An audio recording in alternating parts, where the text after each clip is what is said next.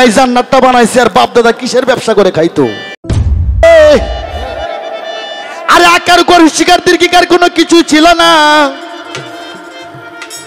উজান আমার ডিম্বু পারে ভাটিতে সে পদ দেয় দেবা জনু সামানু, চারদিক থেকে চারটে উত্থাল ভাই। এই মিয়ারা, এটা কিন্তু 3 দিনের কথা না, এটা পৃথিবী সৃষ্টি হওয়ার 2,70,00,000 বছরের আগের কথা আমি বলতেছি। অন্ধকার ধন্ধকার কুয়াকার নয়রা কার গো, আকার উপর হুশিকার দীর্ঘিকার কোনো কিছু ছিল না। উজন আমার ডিম্বু পারে ভাটিতে সে পদ দেয় দেবাজন সামনু, চারদিক থেকে উত্থাল ভাই। বাবারা খুব খেয়াল করে শুনবেন, আমার আল্লাহ কুন্দুত কামজার মাগফিয়ান, কুন্দুত কামজার মাগফিয়ান। আল্লাহ ছিল গুপ্ত ধনাকারে, আল্লাহ ছিল ঘুমান্ত চেতনে। কি যেন দেখে আমার আল্লাহ নিজেই চেতন হয়ে গেল। কোন সুবহানাল্লাহ। আমার ভাইরা, কুন্দুত কামজার মাগফিয়ান, আল্লাহ ছিল গুপ্ত ধনাকারে, আল্লাহ ছিল বেরামিন কূপের মধ্যে বেরূপ ধারণ করে, আল্লাহ ছিল ঘুমান্ত। কি যেন দেখে আল্লাহ চেতন হইল গো।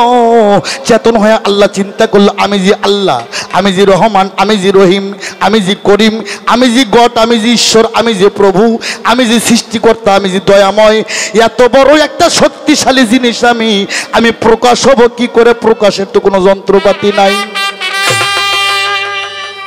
এই রংপুর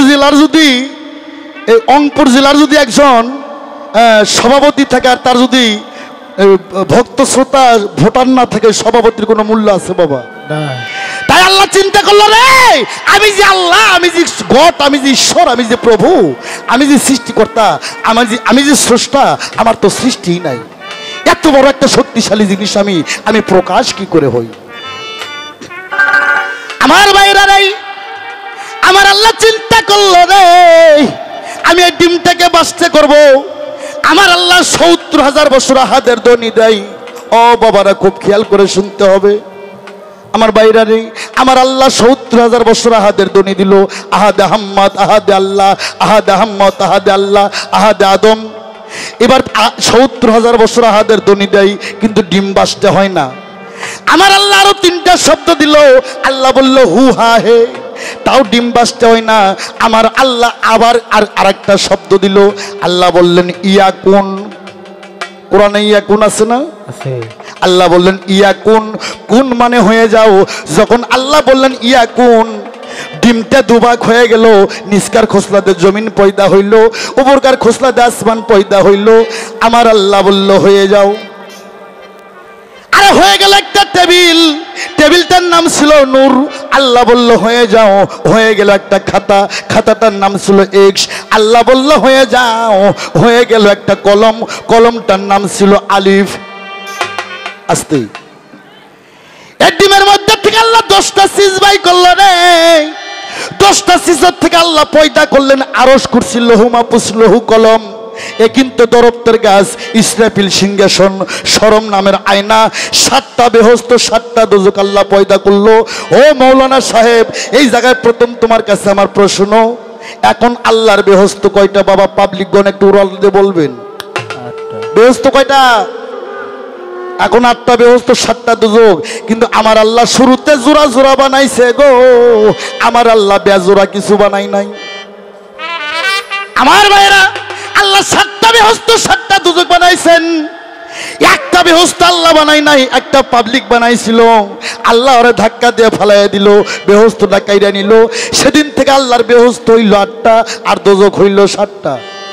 মৌলানা সাহেবের কাছে আমার প্রথম প্রশ্ন, একটা বেহস্ত আল্লাহ বানাই নাই, একটা পাবলিক বানাইছিল। ওই পাবলিকরে ফালাইয়া দিয়া আল্লাহ বেহস্তটা কাইরা নিল।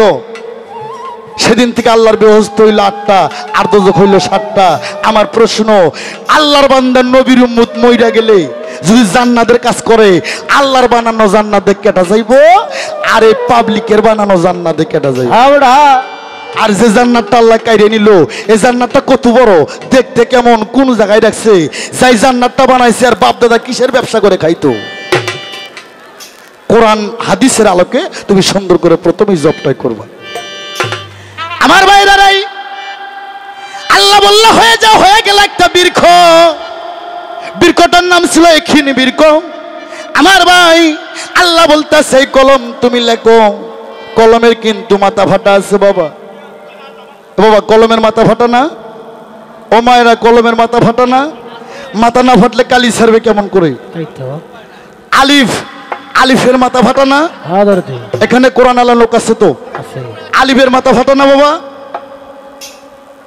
খেজুর, আরবি খাদ্য যে খেজুর খায়া নবী নিজের জীবন বাঁচাইছে, নবীর 14 গোষ্ঠী খায়া জীবন বাঁচাইছে। খেজুরের আঠির মধ্যে ফাটা না? গম বেহেস্তের খাদ্য,